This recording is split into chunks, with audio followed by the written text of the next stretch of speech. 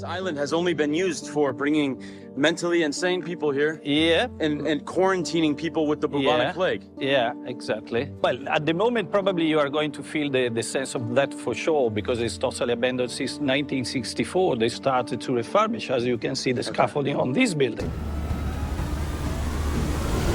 Oh, man. Poveglia Island. A mere whisper of its name sends shivers down the spine. A place where the veil between life and death is said to be perilously thin. Its soil, steeped in the ashes of the dead, guards secrets of plague, madness, and hauntings. This is the story of what a little island off the coast of Italy remains sealed shut to the public. In the grip of the 14th century, the Black Death ravaged Europe, claiming millions. Venice, a bustling hub of trade and wealth, found itself in the crosshairs of this unparalleled disaster. In response, Venice initiated a groundbreaking strategy: the establishment of Poveglia Island as a quarantine zone, a bold move aiming to shield the city from the relentless advance of the plague. Poveglia's strategic position in the Venetian lagoon was both a shield and a sentinel, isolating the sick yet maintaining crucial connectivity with Venice. The concept of quarantine, refined on this island, extended from 30 to 40 days, an early understanding of disease incubation that would inform centuries of public health strategy. As the plague's toll escalated, traditional burial practices were overwhelmed. Poveglia adapted to necessity. Mass graves and pyres became common, with the island transforming into a vast open-air crematorium. The evidence of these practices, unearthed by archaeologists, underscores the desperate measures Venice took to stem the plague's tide. The introduction of such quarantine measures marked a pivotal moment in Venice's battle against the plague. The city's leaders, recognizing the threat posed by incoming ships and the diverse populace they brought, mandated quarantine as a barrier against this invisible enemy. This decision, though harsh, was pivotal in Venice's survival during the plague years, showcasing an early, effective public health response to a pandemic. However, the implementation of quarantine on Poveglia and the broader lagoon islands wasn't without its challenges. The logistical complexity of transporting and managing the sick, the enforcement of isolation protocols, and the maintenance of supplies to these stations tested Venice's resolve and resources. Yet, these efforts, grim and fraught with hardship, were a testament to the city's determination to protect its citizens and preserve its status as a thriving metropolis. In the shadow of these pragmatic yet morbid measures, Poveglia's narrative evolved. Following its grim stint as a quarantine zone, Poveglia Island morphed into an asylum by the late 19th century. This wasn't just a change of purpose, it was a sign of the times, reflecting a broader European move to sideline the mentally ill. The island's isolation, smack in the middle of the Venetian lagoon, made it an ideal spot for this. Out of sight, out of mind, right? This isolation wasn't just geographical. It symbolized a societal attempt to shove an uncomfortable reality under the rug. The buildings on Poveglia underwent significant changes to fit their new role. Renovations expanded the existing structures, all geared towards making the island a self-contained bubble for those deemed unfit for society. It's one thing to create a space for healing. It's another to make a penitentiary disguised as a hospital. Enter the era of unethical medical practices. The asylum's legacy is darkened by tales of experiments and treatments that would make your skin crawl. Lobotomies were the order of the day, executed with the finesse of a butcher rather than a surgeon. Imagine being subjected to such procedures without the mercy of anesthesia, leaving many permanently disabled, if they survived at all. But the horror doesn't stop there. Patients were often treated less like humans and more like lab rats, chained, isolated in pitch-dark rooms, or thrown into ice-cold baths. The treatments were barbaric attempts to cure mental illness. And let's not forget the experimental drugs, administered with no regard for consent or consequences. Why did the asylum shut down? The reasons are murky, but it's clear that a shift in how we view and treat mental illness played a part. The closure of the asylum didn't just end an era of mistreatment, it left a spectral imprint on Poveglia, contributing to its haunted reputation. Stories of patient suffering, unexplained deaths, and perhaps even spirits wandering the island add layers to its dark history. Next in the lore of Poveglia Island, the figure of an infamous doctor looms large, yet his identity is as murky as the fog that often envelops this place. Historical records are silent on his name or origins, making him more myth than man. Yet the stories persist, painting a picture of a figure deeply enmeshed in the darkest chapters of the island's history, particularly during the asylum's operation in the early 20th century. The tales are chilling. Lobotomies conducted with the crudest of tools, hammers, chisels, and drills, without the mercy of anesthesia. It's said this doctor had a particular fascination with lobotomy, seeing it as a frontier to be explored, regardless of the human cost. His experiments weren't limited to surgical invasions of the brain. They sprawled into the realms of isolation, chemical trials, and what can only be described as torture. Patients were cast into darkness, subjected to extreme cold or heat, and bombarded with untested drugs, all in the name of science, or so he believed. This doctor's methods raise questions about his motivations. Was he driven by a genuine, albeit misguided desire to understand and cure mental illness, or was there something darker at his core? The isolation of Poveglia provided the perfect cover, a place where ethical lines blurred into oblivion, allowing him to operate without scrutiny. The island's haunted reputation is fueled by accounts of paranormal activity that seem to echo the cruelty of the past. Visitors tell of hearing screams that cut through the silence, whispers in the shadows, and the feeling of being watched by unseen eyes. Some even report seeing apparitions, shadowy figures that roam the ruins, as if the island is trapped in a never-ending cycle of suffering. Based on the broader context of the island's use as an asylum, it's generally believed that he would have been active during the early to mid-20th century. This period aligns with the peak use of the island as a psychiatric facility before it was eventually abandoned. The doctor's end is as dramatic as his life. Overwhelmed by guilt, or perhaps driven mad by the ghosts of those he tormented, he supposedly climbed the bell tower, only to throw himself to the depths below. The story varies. Some say he jumped, others suggest he was pushed by spectral hands seeking vengeance. What's frustrating is the absence of hard evidence. No records confirm his existence, leaving us with a narrative pieced together from rumors, stories, and the eerie atmosphere of the island itself. Poveglia Island, veiled in mystery and barred to casual wanderers, magnetizes the curious and the bold. Here's the crux.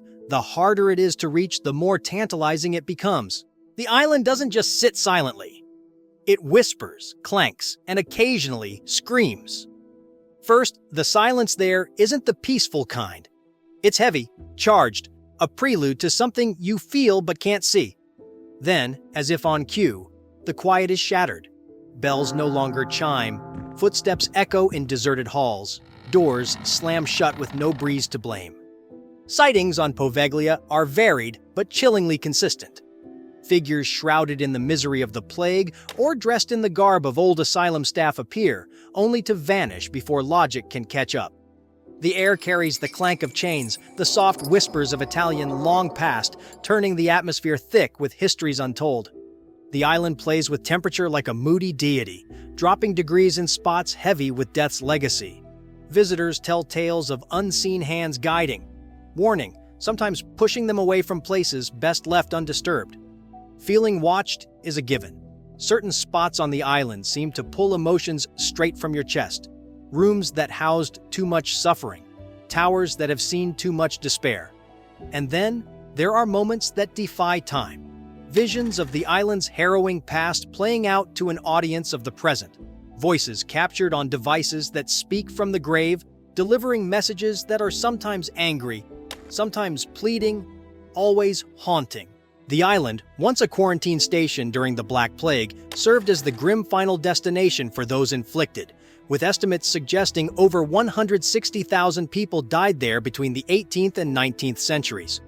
Over time, the island transformed from a quarantine zone to a mental asylum, where reports of inhumane treatments and experimental procedures added layers to its already dark history. This transition from a place of sickness to one of supposed psychological torment only deepened its association with suffering and paranormal phenomena.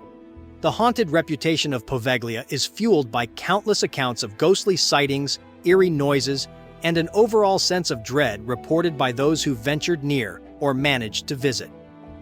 These tales include visions of plague victims, disturbed apparitions of asylum patients and staff, and even the aggressive encounters with unseen forces.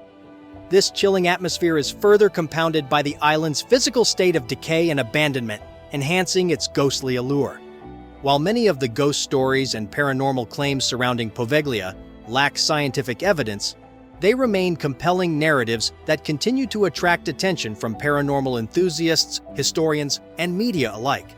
The stories of unexplained phenomena, such as electronic voice phenomena, EVPs, thermal anomalies, and visual apparitions, have cemented the island's status as a fascinating subject for those interested in the supernatural. Despite its dark past, there's a glimmer of hope for Poveglia's future, with discussions of redevelopment and conservation efforts aiming to preserve its history while potentially making it accessible for educational and touristic purposes. The auction of Poveglia Island in 2014 marked a significant moment in its storied history, yet the grand visions for the island's future have remained largely unfulfilled. After being sold to a wealthy Italian developer, plans to transform the site into a luxury resort have not progressed as anticipated. The Italian government, having distanced itself from the island by auctioning it off, has shown little interest in reclaiming it despite the lack of development. This disinterest perhaps stems from the island's dark past, including its use as a quarantine station for plague victims and later as a mental hospital, which have contributed to its reputation as one of the most haunted places in Europe. Legal and logistical challenges have been significant barriers to the island's development. These include the complexities of working with a site that is both historically significant and reputedly haunted, which may deter investment and complicate construction efforts. Moreover, the island's status as a protected historic site imposes additional regulatory hurdles that any development project must navigate. Despite its eerie allure and the fascination it holds for historians, paranormal enthusiasts, and the media, Poveglia remains in limbo. The failed auction and the stalled development plans underscore the difficulties of repurposing sites with troubled histories. The Italian government's auction of the island, as reported by Smithsonian Magazine, was an attempt to find a new purpose for Poveglia. Yet the island's future remains as uncertain as ever. Poveglia Island remains off-limits not just due to its chilling past, but also because of contemporary challenges and legal stipulations. The Italian government, recognizing the island's complex history marked by its role as a quarantine station and a mental asylum, emphasizes the need for preserving its historical integrity. This, coupled with public safety concerns due to the island's deteriorating structures, has led to restrictions on public access. The emphasis on preservation over development reflects a commitment to maintaining the island's historical and cultural significance, albeit with an eye towards safety and legal compliance. Private ownership has introduced its own set of challenges. Since the island's auction, logistical hurdles such as transporting materials and adhering to preservation codes have hampered development plans. Financial burdens and regulatory challenges further complicate attempts to refurbish the island, underscoring the complexities of revitalizing such a historically and architecturally significant site. The balance between preservation and potential development remains a contentious issue, reflecting broader debates on how to appropriately manage sites with dark pasts. Fishermen's avoidance of the area, driven by superstitions and eerie encounters, adds another layer to the island's isolation. Claims of hearing screams, seeing ghostly apparitions like Little Maria, and encountering spirits from its time as a psychiatric hospital illustrate the profound impact of Poveglia's history on local lore and paranormal interest. These accounts, whether rooted in fact or fiction, contribute to the mystique surrounding the island, deterring unauthorized visits and reinforcing its reputation as a place best left undisturbed.